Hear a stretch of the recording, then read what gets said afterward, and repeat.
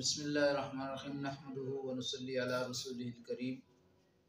آج الحمدللہ 20 رمضان ہے اور مغرب سے پہلے جن لوگوں نے اعتکاف کو بیٹھنا ہے وہ مساجد کے اندر، اور عورتیں حضرات جو اعتکاف والی جگہ ہے افطاری وہیں کرنی ہے۔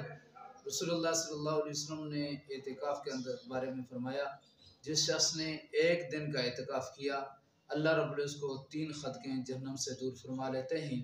اسی طرح رسول اللہ صلی اللہ علیہ وسلم پوری زندگی کے اندر رمضان المبارک کے اندر آخری عشرے کا اعتکاف فرمایا کرتے تھے، اور آخری مرتبہ رسول اللہ صلی اللہ علیہ وسلم نے 20 دن کا یعنی 2 عشروں کا اعتکاف فرمایا۔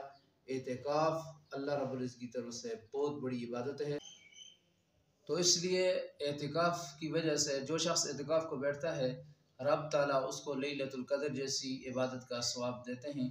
لیلۃ القدر وہ رات ہے کہ جس کے اندر 83 سال کی مقبول عبادت کا ثواب بندوں کو ملتا ہے جو اعتکاف کو بیٹھتا ہے۔ اور جو شخص اعتکاف کو بیٹھتا ہے، اعتکاف کے علاوہ جو لوگ باہر میں لوگوں کی نماز جنازہ کے اندر شریک ہوتے ہیں، عیادت کے اندر شریک ہوتے ہیں، تو اللہ رب العزت جو اعتکاف کو بیٹھ گیا ہے ان کو ان سب کا اجر و ثواب دیتا ہے۔ جو اعتکاف کی وجہ سے وہ لوگوں کی عیادت نہیں کر سکتا، لوگوں کی بیمار پرسی نہیں کر سکتا، تو اللہ رب العزت کا سب کا اس کو ثواب دیتے ہیں۔